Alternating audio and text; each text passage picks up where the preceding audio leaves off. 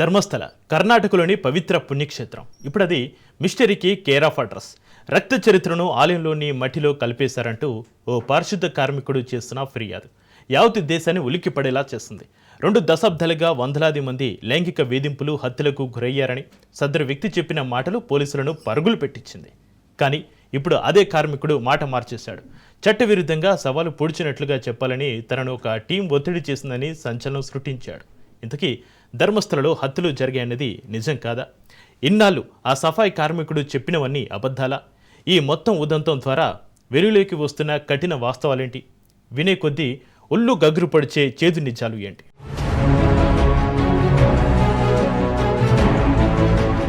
ధర్మస్థలలో సామూహిక ఖననాల కేసులో big twist.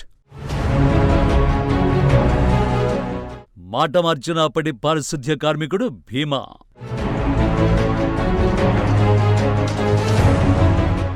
Dharmasthala fake ఆరోపణల వెనుక మహమ్మద్ సమీర్ కుట్ర. ఏఐతో క్రియేట్ చేసిన వీడియోలతో హిందువులపై దాడి.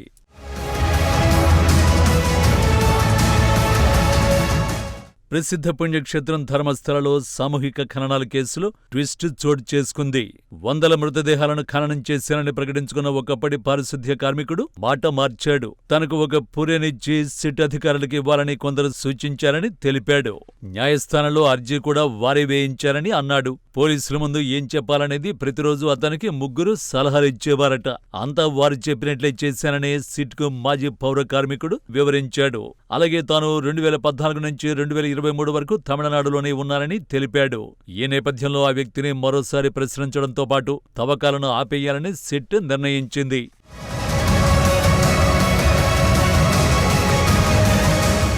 ఆ వ్యక్తి ఇచ్చిన సమాచారం ఆధారంగా భీమాను ప్రేరేపించిన వ్యక్తులకు నోటీసులిచ్చేందుకు చర్యలు తీసుకుంటున్నామని సిట్కు నేతృత్వం వహిస్తున్న ఐపీఎస్ అధికారి ప్రణబ్ మొహంతి తెలిపారు.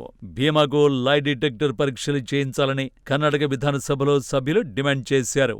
అతడు చూపించిన అన్ని ప్రదేశాల్లో అధికారులు తవ్వకాలు జరిపారని, ఒక ప్రదేశంలో మినహా మరెక్కడా కళేబరాలు, అస్థిపంజరాలు లభించలేదని హోంమంత్రి పరమేశ్వర్ తెలిపారు. అయితే సిట్ తవ్వకాలు నిలిచిపోవడంపైన ఆయన స్పందించారు. ఇప్పటిదాకా తవ్వకాల్లో దొరికిన అవశేషాల విశ్లేషణ పూర్తయి ఆ నివేదిక వచ్చేదాకా సిట్ తవ్వకాల్ని తాత్కాలికంగా నిలిపేసినట్లు ప్రకటించారు ఆయన. అయితే అది పూర్తిగా సిట్ సొంత నిర్ణయమని, ఈ విషయంలో ఎలాంటి ఒత్తిళ్లు లేవని చెప్పారాయన. దాంతో అధికారులు ఇప్పుడు నయా గ్యాంగ్ వెనుక ఉన్న వ్యక్తుల్ని గుర్తించడంపై దృష్టి సారించారు. దీంతో ధర్మస్థల కేసు మరింత క్లిష్టతరమైంది. ఫిర్యాదుదారుడి తాజా వాంగ్మూలం ఆధారంగా సిట్ ఇతర కోణాల్లో కూడా దర్యాప్తు చేపట్టే అవకాశం ఉంది.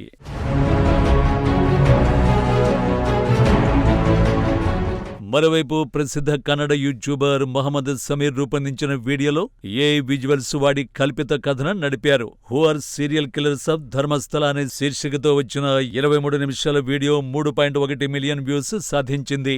అంటే 31 లక్షల మంది వీక్షించారు.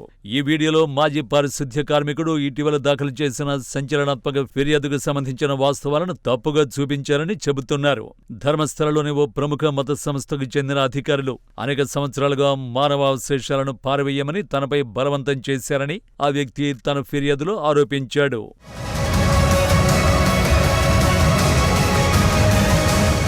యూట్యూబర్ సమీర్ ఎండీపై భారత శిక్షా స్మృతి, భారతీయ న్యాయ సంహితలోని వివిధ సంబంధిత సెక్షన్ల కింద తప్పుడు సాక్ష్యాలను కల్పించడం, నేరానికి సంబంధించి తప్పుడు సమాచారం ఇవ్వడం, ప్రజల్లో అల్లకల్లోలం సృష్టించే ఉద్దేశంతో ప్రకటనలు చేయడం వంటి అభియోగాలతో కేసు నమోదు చేశారు. దక్షిణ కన్నడ జిల్లాలోని ధర్మస్థల పోలీస్ స్టేషన్లో ఫిర్యాదు నమోదైంది.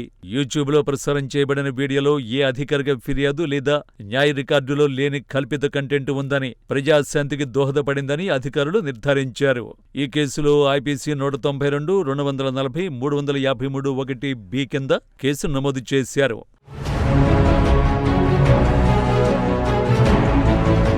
అయితే ఈ వీడియో సద్రి కేసుతో ముడిపడి ఉంది. ఈ నెల ప్రారంభంలో ఒక వ్యక్తి ధర్మస్థల ఆలయ పరిపాలనలో 1995 మరియు 2014 మధ్య పారిశుద్ధ్య కార్మికుడిగా పనిచేసిన సమయంలో హత్యకు గురైన వారి మృతదేహాలను పారవేయమని బలవంతం చేశారని ఆరోపించినప్పుడు ఇది వెలుగులోకి వచ్చింది. ప్రాణాలకు ముప్పు ఉన్నందున అతని గుర్తింపు బహిర్గతం కాలేదని ఫిర్యాదుదారుడు పేర్కొన్నాడు. బాధితుల్లో చాలా మంది మహిళలు లైంగిక వేధింపులకు గురైనట్లు కనిపిస్తున్నారని తెలిపాడు. జూలై 3న సంతకం చేసిన తన ఫిర్యాదులో ధర్మస్థలం అంతటా శవాల్ని పూడ్చిపెట్టమని, కాల్చమని ఆదేశించారని, ప్రతిఘటించినందుకు చంపే బెదిరింపులు ఎదుర్కొన్నారని ఆ వ్యక్తి వివరించాడు. తనపై దాడి చేశారని, తాను చూసిన విషయాన్ని వెల్లడిస్తే తన కుటుంబాన్ని చంపేస్తామని హెచ్చరించారని అతను చెప్పాడు. తన పూర్వీకుడు ఇలాంటి పరిస్థితుల్లో అదృశ్యమయ్యాడని అతను తెలిపాడు. 2014లో తన ఉన్నతాధికారులతో సంబంధం ఉన్న ఒక వ్యక్తి ఓ మహిళా కుటుంబ సభ్యురాలిపై దాడి చేశాడనే ఆరోపణలతో చివరికి తాను ధర్మస్థలం నుండి పారిపోయానని చెప్పాడు.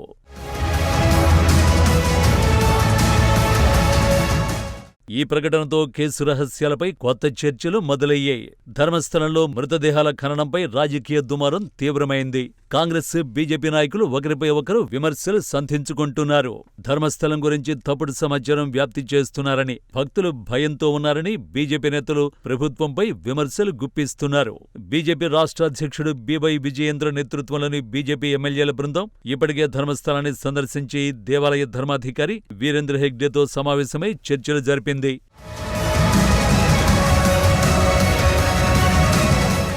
ఇదిలా ఉండగా ధర్మస్థలపై జరుగుతున్న ప్రచారం వెనుక కుట్ర ఉందని అధికార పార్టీ రాష్ట్ర అధ్యక్షుడు డిప్యూటీ సీఎం డీకే శివకుమార్ అన్నారు.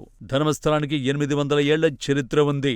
ధర్మస్థల పుణ్యక్షేత్రంపై భారీ కుట్ర జరుగుతోందని, క్షేత్ర ప్రతిష్టకు భంగం కలిగించే ప్రయత్నాలు జరుగుతున్నాయని, సిట్ విచారణలో వాస్తవాలు బయటపడతాయని, ఆరోపణలు ఉత్తమేనని తేలితే కఠిన చర్యలు తప్పవని డిప్యూటీ సీఎం శివకుమార్ అన్నారు.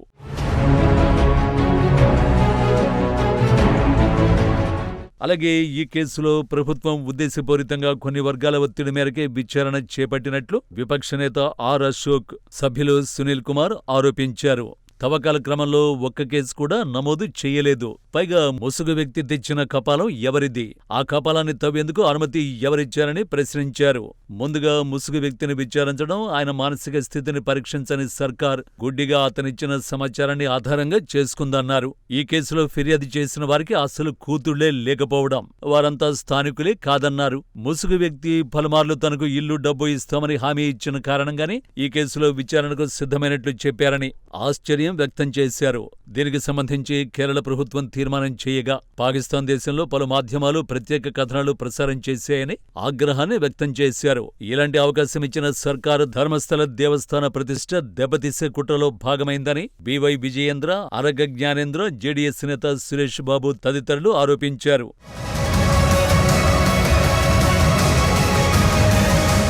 ధర్మస్థల ఫేక్ ఆరోపణలు కేవలం ఒక సోషల్ మీడియా హైప్ కాదు, ప్రణాళికాబద్ధమైన కుట్ర. పవిత్ర స్థల ప్రతిష్టను దెబ్బతీయడం, రాజకీయ లాభం పొందడం, ప్రజల్లో గందరగోళం సృష్టించడం అన్నీ కలిసిపోయి ఈ వివాదం పెద్దదిగా మారింది. ఇప్పుడు ఆ పారిశుద్ధ్య కార్మికుడు తనతో ఎవరో బలవంతంగా చెప్పించారని రివర్స్ అయ్యాడు. మరి చేసిన తప్పుడు ప్రచారానికి ఎవరు బాధ్యత వహిస్తారు? తర్వాత ఏం జరగబోతోందన్నది ప్రశ్నార్థకంగా మారింది.